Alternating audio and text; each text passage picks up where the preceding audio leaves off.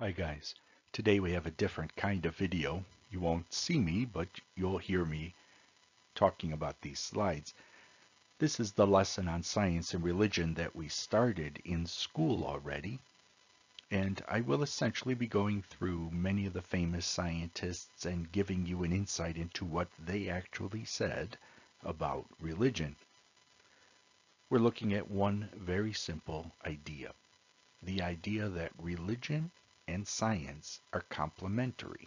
They're not opposed to each other.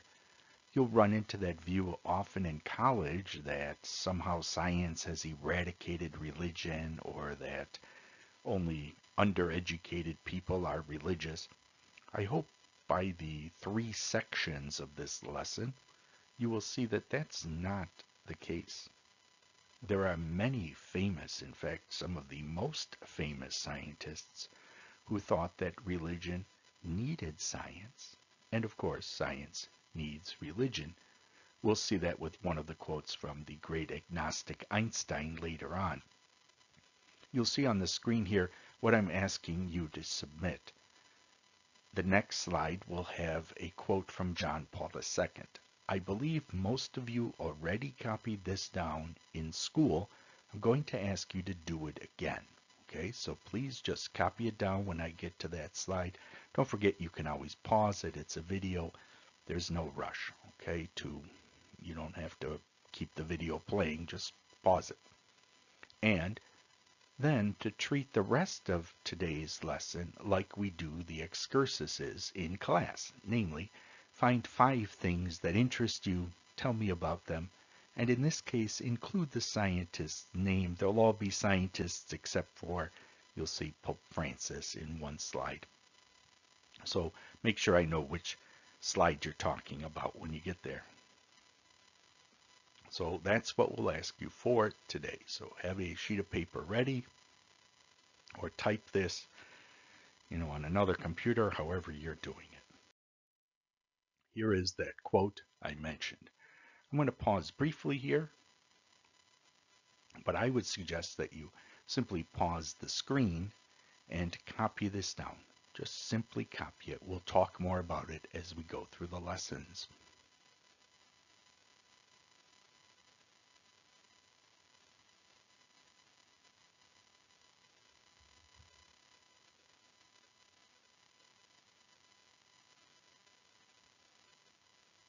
Okay, I'm going to move on. Again, you can always pause.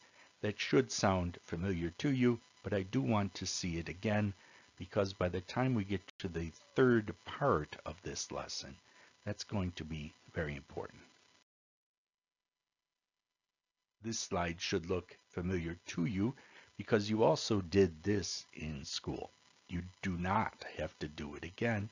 I'm just reminding you that we did start this lesson already, and this video, if you want to see it, is in the third quarter folder under late work in Schoology if you're interested. But again, almost all of you already watched it. You already did what is here. Going to make an important point. We'll come back to that later. But you do not need to do anything on this slide. It's just for guys who might want to go back and remind themselves what the great Francis Collins had to say. Before entering into the scientists, let's look briefly at Pope Francis. You will see that he has a titolo in chemistry from his, what we would call high school back in Argentina. Titolo would be like a 5th year of study. It often was optional. When I was a kid, the province of Ontario had a 5th year high school program. I don't know if they still do, but it was quite common when I was young. But you'll see that our Pope, our current Pope, is very much interested in science. In fact, his job before entering the seminary was as a chemical technician.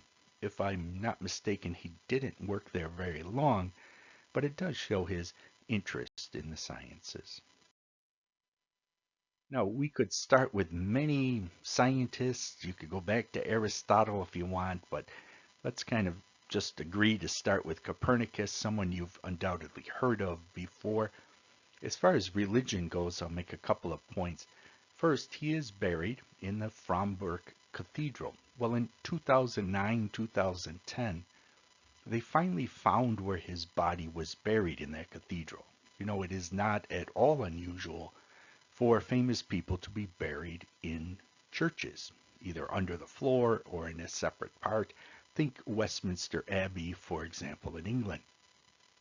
Well, they knew he was buried, but they didn't know where his casket was, and they finally uncovered it, I think because of ground penetrating radar or some technology like that.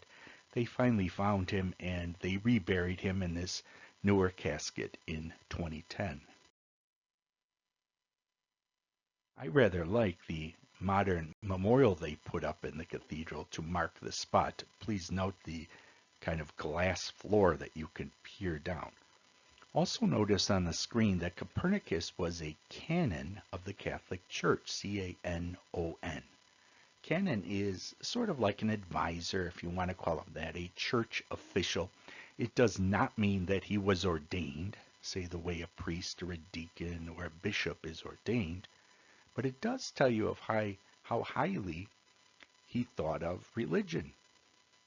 He not only had no problem with religion, but he was active in it. He was, shall we say, an advisor to his bishop. Copernicus had no problem with science and religion. When it comes to the issue of science and religion, perhaps no one is more commonly quoted than Galileo. Well, let me correct that. Almost nobody quotes Galileo, do they? They think they know what the Galileo business was about, and as you'll see in a couple of slides, I think most people simply get the facts wrong. Now, having said that, there certainly were major mistakes made by the church. In fact, John Paul II apologized on behalf of the church for the way Galileo was treated, etc. But as you will see, there was certainly no talk there about science somehow disproving religion or religion hating science. I'll make that clear in a minute. For the moment, notice though that one of Galileo's daughters, I think he had two, not sure, but one of his daughters was a nun, a sister, Sister Maria Celeste. In fact, much of what we know about Galileo's home arrest or late years of his life come from letters that she writes to him. Okay, they're easily available online. Again, let's remember that scholarly lesson I've been trying to make all year, namely go back to the original sources. Do not just read what somebody said about this. Go back and see it. The letters are right there, okay? It may shock you to learn that Galileo had a daughter who was a nun, because somehow we grow up thinking that he hated religion or religion hated him or something like that. After some time, Galileo was finally buried in the great Santa Croce church in Florence. This church, by the way, is for Italians what Westminster Abbey is for the English. It's sort of the place where the great monuments to famous Italians, especially Florentines, are held and where many of them are actually buried. Well, Galileo's remains are there. You can see his beautiful tomb on the screen. Notice the words up top, however. It is commonly thought that somehow he was excommunicated or thrown out of the church. That is not true. And it is sometimes commonly thought that Galileo hated the church. That too is simply not true. There were problems. There were oversteps, definitely on the part of the church. But to think that one or the other disassociated, that Galileo hated religion or that religion kicked him out, that is simply empirically not the fact. Okay? Because in college you're going to get that feeling that somehow Galileo's like this patron saint of scientists overcoming religion and, telling the church to mind its own business or something like that. Well, again, I recommend to you, be the smart guy, look up what actually really happened, not what some guy thought happened. Okay, guys? Important case, because Galileo is sort of the founding father of this view that religion has been disproved by science. That's simply not true. Let's move on to Kepler. I'm sure you remember Kepler from your studies. I love that first quote there. These are separate prayers, but that quote that says, "O God, I am thinking thy thoughts after thee." That could be the prayer or motto of every scientist who realizes, in a sense, that he's catching up to God, that he's, in a way, kind of figuring out what God did. It's a great adventure. Also, you see the prayer that's here. Notice that Kepler quotes the Psalms as well. If you're interested in this slide, of course, I'll remind you, you can simply pause the video, copy down what you need to if this is one of your 5 interesting facts.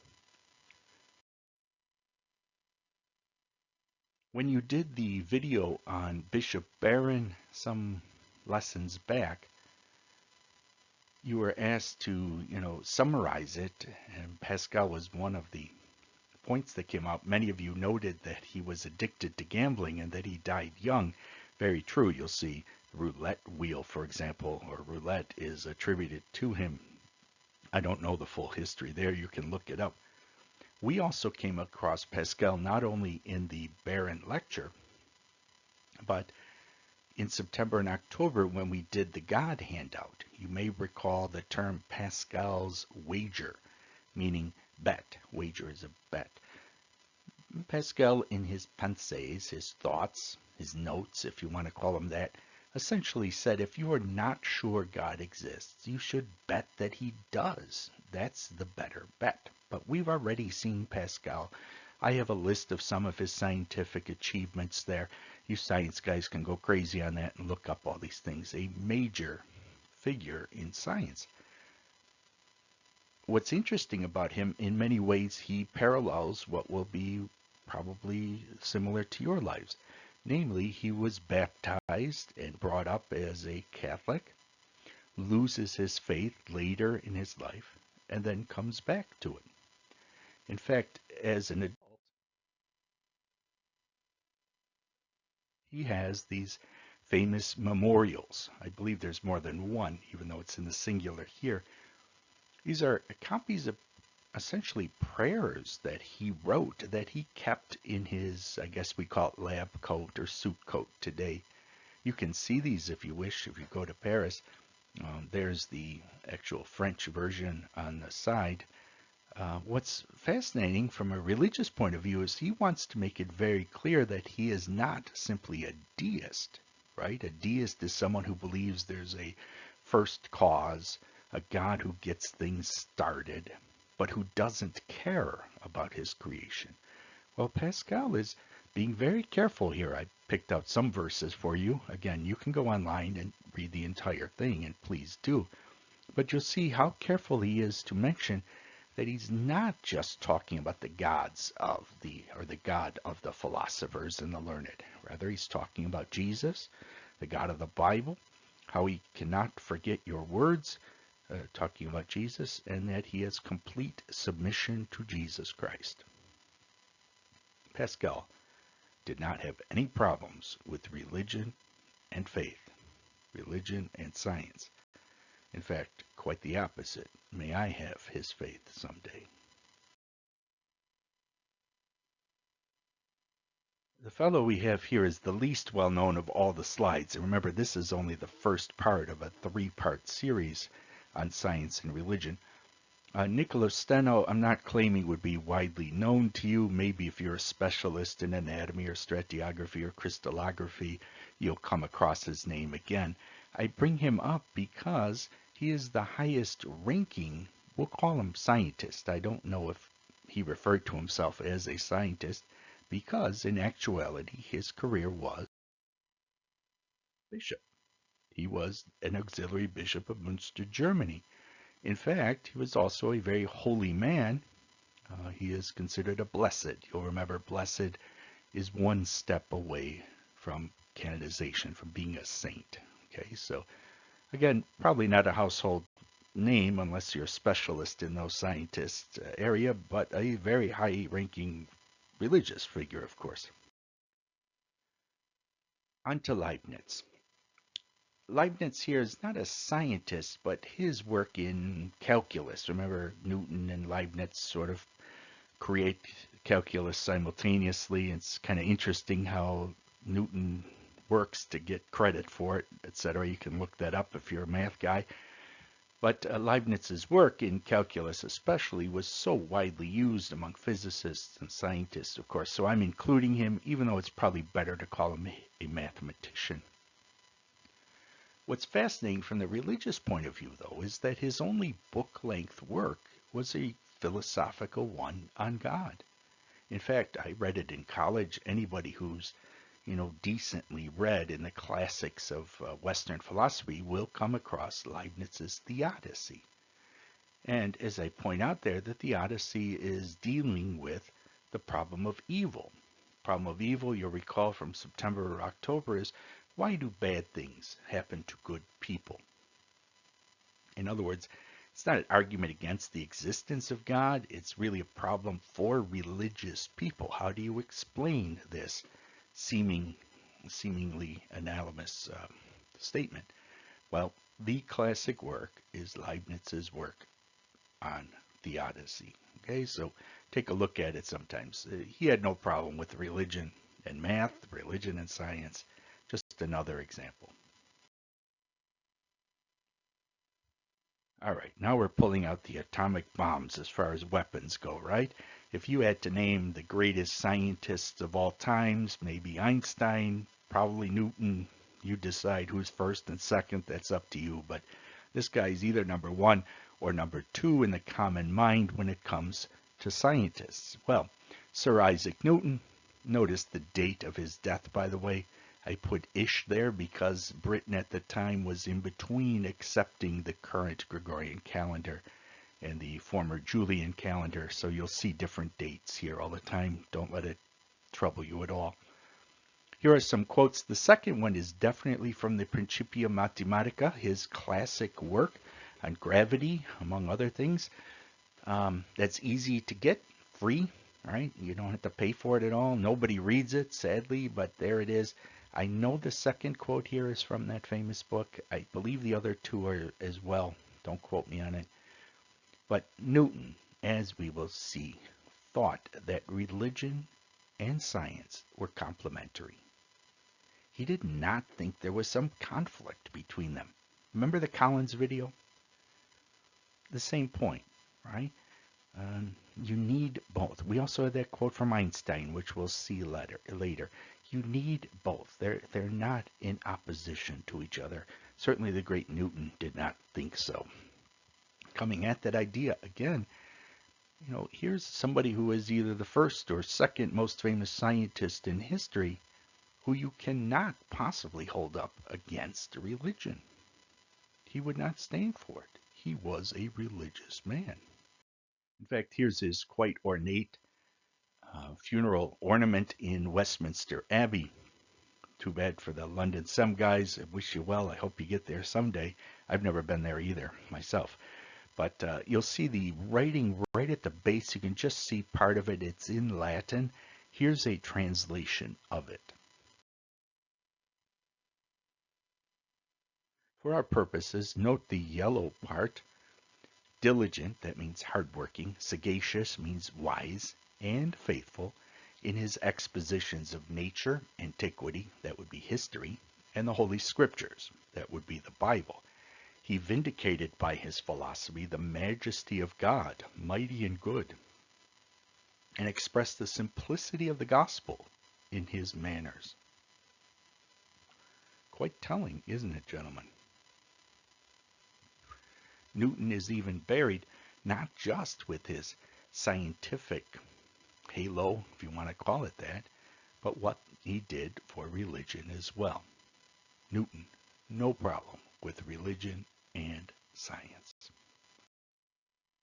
Let's move on to Ben Franklin, who we looked at briefly with our American and religion excursus. We saw him there as the founding father, kind of this wise figure. Remember, he's the only one of the founding fathers who signed the three foundational documents, the Declaration of Independence, the Constitution and the Treaty of Paris, which ended the Revolutionary War and sort of marked out much of the boundaries of what is now the eastern United States. Okay? In fact, the border between what we call Canada and New York State was part of that treaty. But Ben Franklin was also well known in his lifetime as a scientist, or perhaps might be better to think of him as a tech guy. He would have been the Elon Musk of his day. You'll notice some of his inventions there and some of his studies. Okay, we saw firsthand, following my principle, guys, what did the guy actually say? Okay, we saw that in the third quarter. You can go back to your folder and see it if you wish in the third quarter. His response to Thomas Paine, and also his letter to Styles towards the end of his life. So Ben Franklin, interesting guy. We shouldn't probably just call him a deist because he thought God had to be worshipped. He thought that there was a judgment at the end of time. You see that again in his letter to Styles.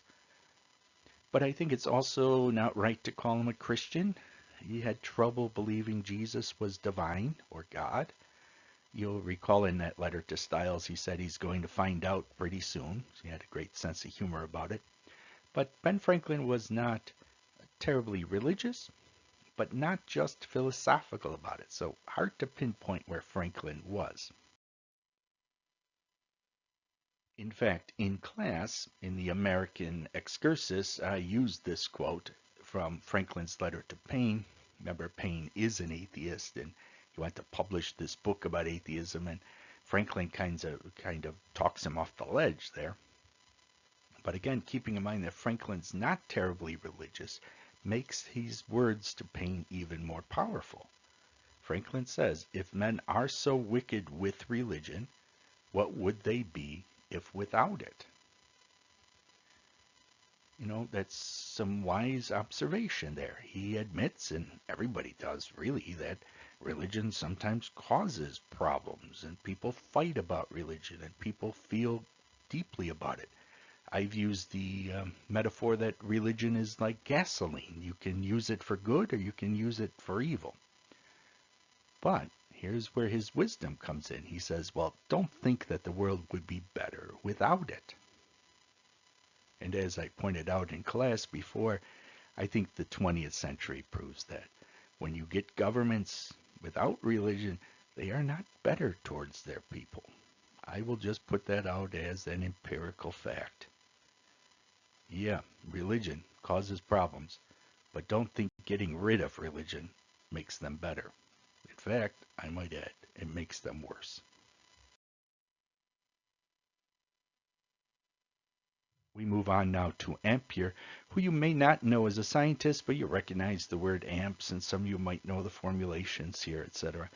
I find it interesting that he thought one of the high points in his life was making his first communion. He was writing these words when he was your age, when he was 18. The second paragraph here was very touching. When his beloved wife dies, what does he do? He immediately copies 2 verses out of, can you guess which book of the Bible? Of course you can, the Psalms. And he adds this beautiful prayer. And what's good right now about you guys kind of listening this on your own, we don't have the classmates around you, so we can get kind of, what would you say, personal about it. If any of you have lost somebody you love, maybe your mom or your dad or a brother or sister or grandmother or grandfather, these words are remarkably beautiful, okay? And it might be something, especially if you're into science, that you could copy down and pray. Just beautiful words. I'll read them as a prayer today. O Lord, God of mercy, unite me in heaven with those whom you have permitted me to love on earth. Before we leave this slide, I want to make a point about that third sentence I put there. You probably won't recognize the name Blessed Frederick Ozanam, but I would suggest, and somebody please correct me if you know otherwise, that Ozanam founded the most lasting, most successful, and most efficacious college project of all times. He founded what's called the St. Vincent de Paul Society. Some of you may have done your Christian ministry with the St. Vincent de Paul Society downtown or in your parish. One of the interesting things about Catholics is we tend to name our parish groups after saints. So unless you're kind of grown up, you don't know who does what in the church. But St. Vincent de Paul Society is what you might call our outreach group, the one that takes care of the poor directly, gives them food, helps them find an apartment, gives them beds. Again, you will see at the St. Vincent de Paul Society downtown, that's what they do. They take care of the poor directly. Okay? Well, it was a college project. Blessed Frederick, when he was in college, founded this group of 19, 20-year-old guys to take care of this, take care of the poor. And it continues. And again, I'm very interested if anyone knows something to the contrary. I think it's the most lasting college project of all times. You know, college, our teens, late teens and our 20s, often a time when we get very idealistic about helping the world. Well, here's a guy, Blessed Frederick, who actually started something that lasted. It wasn't a one-time project or, something like that. It's still going on. So he at one point stayed with Andre Ampere as well. Michael Faraday, depending how scientific you are, you may have not have heard of him, but you should have. He's one of the great scientists. In fact, notice the red print here. Einstein thought Faraday was so important that he kept a picture of him along with Maxwell, who we'll see in a moment, and Newton in his office, in his study. Now guys, how impressive do you have to be as a scientist for Einstein to hang your portrait on his study wall? That by itself tells you how important Faraday was, at least to Einstein. There's a prayer there that you can read in white. I'll call your attention to the yellow over his picture here, the yellow print. He was a devout Christian. He was a deacon in his church. It was an offshoot of the Presbyterian Church, or the Church of Scotland. He served as a deacon and for 2 terms as an elder. So again, another scientist who had zero problem with science and religion.